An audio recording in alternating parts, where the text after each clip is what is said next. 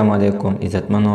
امید لرم چې تاسو به روغ جوړ به وئ. نننۍ داسې معلومات د سره شریک کوم چې دا خبره رښتیا ده چې د اویس پلار د یوسف جان له ګوتمنځي نه خفه دی. عزتمن ټول معلومات زه تاسو ته په دې ویډیو کې درکوم. دا ویډیو د سره تر اخره پورې ګوره چې تاسو ته پوره معلومات در ورسي. د دې معلومات نه مخکې زه تاسو ته دا یادګي وکړم، تاسو کو چینل زموږ په دې چینل کې نوي وئ مهرباني وکړئ زموږ همدا چینل د سره سبسکرایب کړئ. خوا کې ورسره د ټلۍ نشان ووهئ چې ښایي یوه نوې معلوماتي ویډیو تاسو ته په اسانۍ باندې در ورسیږي. یو څو ورځې مخکې صحافي د اویس پلار سره انټرویو کړې ده او په هغه انټرویو کې هم بار بار همدغه خبره کېږي چې داسې یو سوپر سټار دی چې هغه ویډیو ورکړي او په نهو لسو ورځو کې په میلیونو کسان باندې وګوري. د دغې دپاره چې یوسف جان راغلی او د بختور شاه کور والا سره او بختور شاه سره انټرویو کړې وه، خو دغه صحافي ویلي دي چې دغه ټایم کې اوس زه ولاړم او زما په مخ کې دغه زنانه نه دغه شانتې سوالونه کول. یوسف جان به نه دومره سخت سوالونه کول چې هغه زنانه به یې نه جواب ورکولی شولو. خو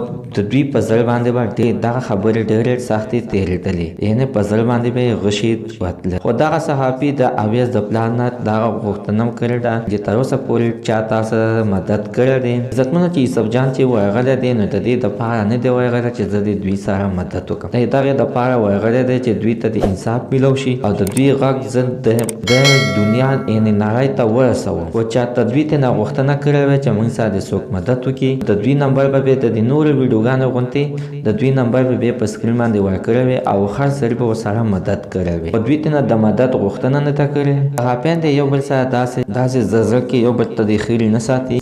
زموږ تر ټول صحافیان د سر تاجونه دي. الله تعالی دې د دوی اتفاق خپلو کې ښه ساتي او الله تعالی دې د دوی د اویس مور او پلار ته د زړه صبر ورکړي. نو زموږ د سره نننۍ معلومات د دې پورې د نوي معلوماتو لپاره د سره زموږ همدا چینل د سره سبسکرایب کړئ. خوا کې ورسره د ټلۍ نشان ووهئ. هر یوه نوې معلوماتي ویډیو تاسو ته په اسانۍ باندې در ورسیږي.